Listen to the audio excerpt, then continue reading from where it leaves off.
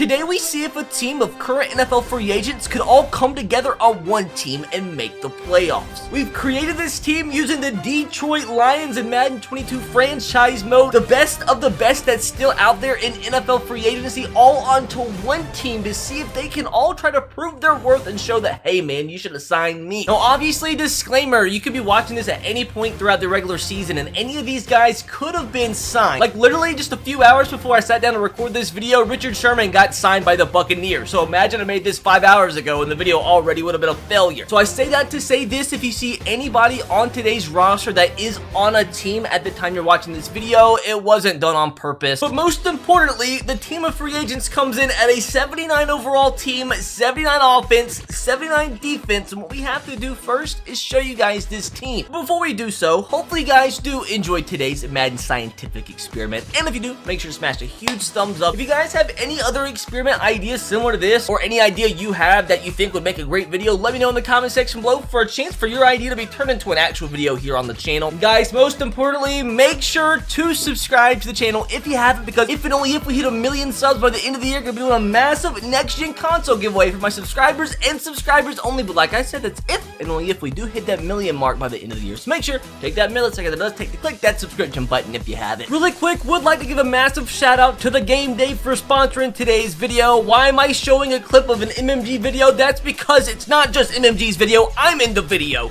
We take on MMG in a challenge put on by the Game Day. Very simple, MMG uses the Bucks, I have to use the Patriots to replicate the real life matchup upcoming on Sunday, and as you see, MMG has to cover the spread as the Buccaneers, and if he doesn't, he has to do a forfeit. So I will leave a link to the video in the description box below. I would fast forward and show you where I'm in the video, but I don't want to spoil things. But I will leave a link to the video in the description box below so you guys can go check it out. Let them know RBT sent you. Once again, another massive shout out to the Game Day for sponsoring today's video. With that said, let's get into the rest of it. Funny story, if the editor wasn't great on this video, you would have seen my underwear. Now, what you guys care about, time to show you this banger of a squad. Starting at the quarterback position, yes, we do have Cam Newton himself as our starting quarterback. And the big reason I did that disclaimer and the reason I'm doing this video now is honestly, Cam Newton could be signed any day. He could be signed at any given time, any week throughout the NFL season. Some team could have their starter injured and immediately sign Cam Newton. So I wouldn't be surprised if by the end of the football season, Cam Newton is no longer a free agent and he's on a team somewhere. And I do want to mention too, I am making this video about a week ahead of time, so for all I know, Cam Newton could be freaking on a team by the time I upload this. And his backup as well is college football analyst now, RG365 rated, but it doesn't matter, freaking Cam's gonna be our starter all season long. Now at the running back position, we have ourselves an absolute doozy of a backfield. We have Frank Gore, we have Adrian Peterson, and Todd Gurley. I guess two real veterans, and then you have Todd Gurley, who's been around for a while. So three guys trying to prove they still have gas in the tank, all in the same backfield, probably all going to get some carries this season. Now, at the fullback position, we have the beautiful Ben Mason, which his last name was Dover. Now, at the wide receiver position, this actually might be the most stacked positional unit on the entire team because we have some absolute monsters in comparison to the rest of the team. We have John Brown, we have Golden Tate, we have Larry Fitzgerald, Alshon Jeffrey, Devin Funchess, and Philip Dorsett. I mean, when you think about the fact that we have 6 wide receivers over 76 overall, that's not a bad unit. I think we should definitely throw for some yards this season. Like, Cam Newton has some targets. Now, at the tight end position, we have downgraded a little bit from TJ Hawkinson, but still a nice unit. We have Trey Burton, Tyler Eifert, and Delaney Walker. 3 super capable tight ends that all have different skill sets. Now, I said that about wide receiver. On the offensive line, we have some absolute studs, and I have no idea how they're still free agents. First of all, at left tackle,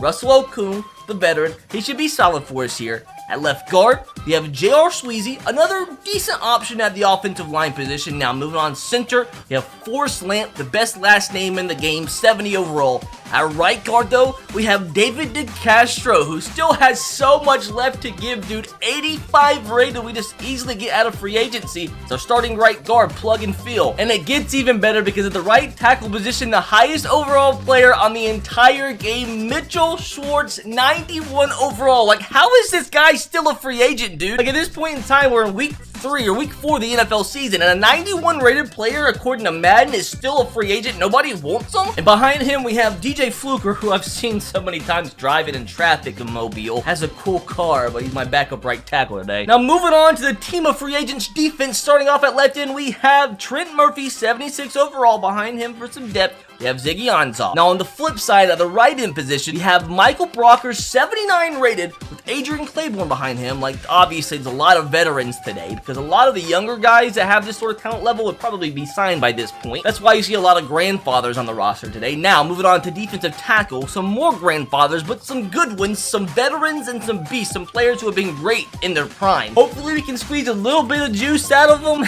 We have Snacks, 80 rated, our number 1 defensive tackle. We have Kaiwan Short and Geno Atkins. If you had these 3 guys in their prime on the same defensive line, nobody would be able to run against you. But unfortunately today, between the 3 guys, they're about average age of 47. Now, moving on to the linebacker unit, on the left side, we do have Bernard McKinney. I do think he is our highest, he's probably our highest rated defensive player on the entire team. Don't know how he hasn't been picked up.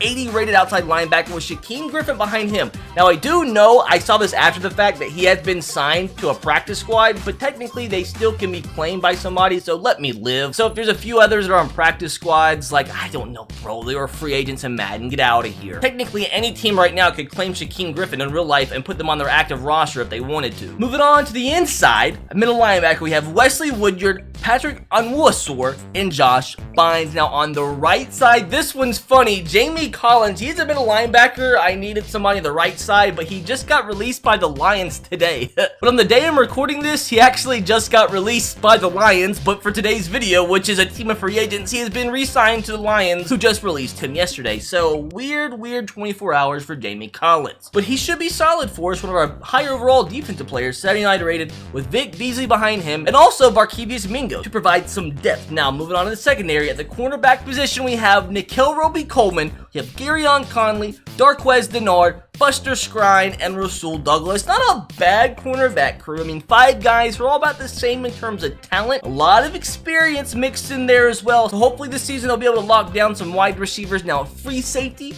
we have Trey Boston and Earl Thomas. Talk about a veteran. He's actually, do we start him? I mean, I guess. Why not, dog? It's freaking Earl Thomas. We'll let him start now. Strong safety, Tony Jefferson, 79 rated, with Carl Joseph and Kenny Vaccaro behind him. Once again, he's another guy I do believe is on a practice squad. He was a free agent in Madden, so like, just give me a break. At kicker, we have Steven Gostkowski, who gave me plenty of heart attacks last season as a Titans fan. At punter, we have J.K. Scott, who I watched also as an Alabama fan growing up. He was absolutely incredible. I thought he was good with the Packers. Don't know why they released him. If you're a Packers fan, why'd you release this guy? Thought he was solid. Now with that, you guys have seen the team. Like, it's not horrible, but it's not great either. We have to see if the experience of these veterans could actually lead this team of free agents to a bare minimum of playoff berth. If we can just go 9-7, or I guess now 9-8, and have that tweak us into the playoffs, I would consider this video a massive dub. But it's all about the process, all about the experiment. With that said, gonna go ahead,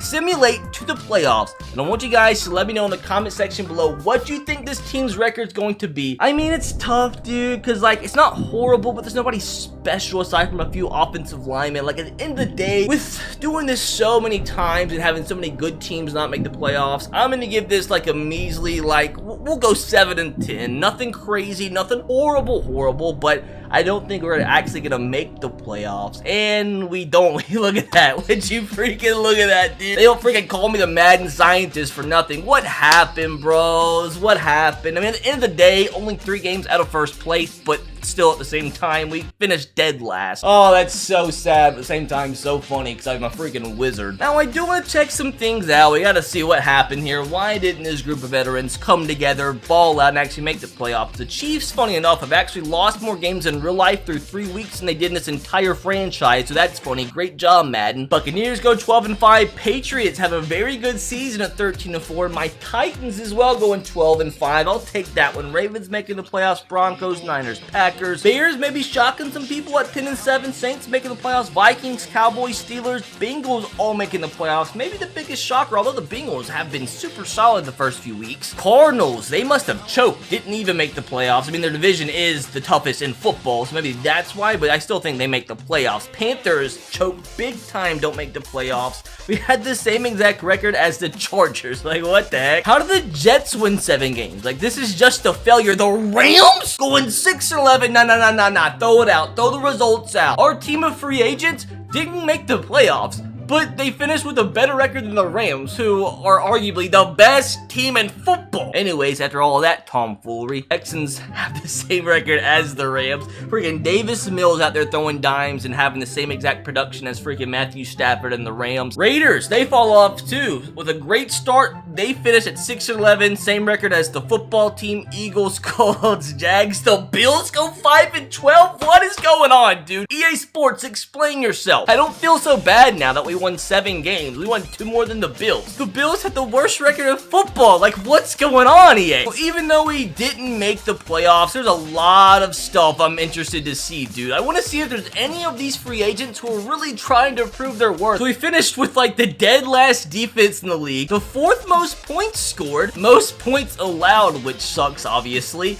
and the 6th best offense. So yearly awards, MVP goes to Alvin Kamara. You have Patrick Mahomes in 2nd, CMC in 3rd, Brady in 5th. Looks like we didn't have anybody in the top 10. Now, Offensive Player of the Year, Cam Newton came in 6th, so I mean, that's gotta mean something. How about Defensive Player of the Year? Once again, we have nobody in the top 10. Offensive Rookie of the Year is going to Justin Fields in the NFC. The AFC, gonna go to Mac Jones himself. Defensive Rookie of the Year, Patrick Surtain. And then the NFC goes to Micah Parsons, the monster. So statistically, Cam Newton threw for 5,500 yards, 44 touchdowns, 22 picks, and didn't even finish in the top 10 of the MVP race. That at least would have made things a little bit better, I guess, because they value how good your team actually does record-wise. He finished with more yards than Patrick Mahomes, dude. Come on now. I mean, at the same time, I guess he did throw the most interceptions, and poor Jared Goff. Of course, it's gonna be the guy we ended up releasing to sign Cam that has the 2nd most picks, had a stinker of the year. At least we had a little bit of success throwing the football. Now, running the football, we didn't do much at all. Everybody had pretty stinky seasons. We had Frank Gore with 649 yards, 10 touchdowns. Todd Gurley averaged 3.7 yards per carry. AP only had 7 carries all season. Catching the football, bros, look at Golden Tate. What a freaking monster. Oh my god.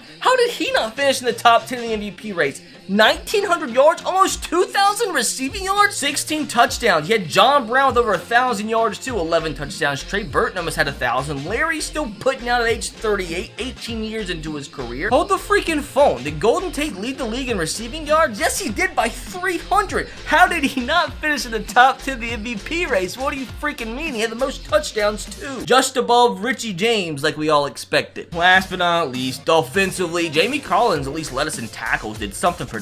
We did not generate much pass rush at all. We had Trent Murphy with 8 sacks, Shaquem Griffin with 5. Aside from that, we did nothing at all. Looks like Tony Jefferson and Kel Roby Coleman both had 3 picks on the year. Kicking the football, Steven was fine. He wasn't horrible. And at the end of the day, dudes, I'm a little disappointed. Like, we had such a good offense, but at the same time, our defense was like historically bad. Then you combine that with Cam Newton throwing so many interceptions, that's how you get a 7-10 record. So at the end of the day, kind of a failure. Like, we didn't make the playoffs, what we kind of set out to do. Didn't have any sort of like Cinderella Super Bowl run or anything, which would have made this video great, but like with the roster that we had, you really couldn't expect much more than what we got. Now, I do want to see Madden 22 thinks ends up winning this Super Bowl. Give me some sort of crazy matchup. It's gonna be the Saints and Chiefs. Like, that's kind of boring, to be honest. Honestly, dude, kind of rooting for the Saints. The Chiefs win it every single video. Don't be boring. It's just every time.